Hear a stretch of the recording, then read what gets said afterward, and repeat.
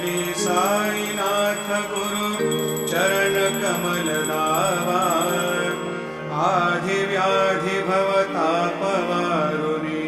तारा जड जीवा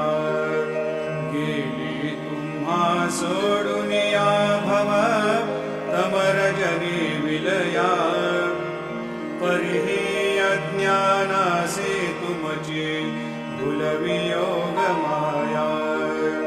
शक्ती न यत्किंचितहि तिजला साराया तुम्हीच ती ते सारुनी दावा मुख जनताराया हो साईनाथ महा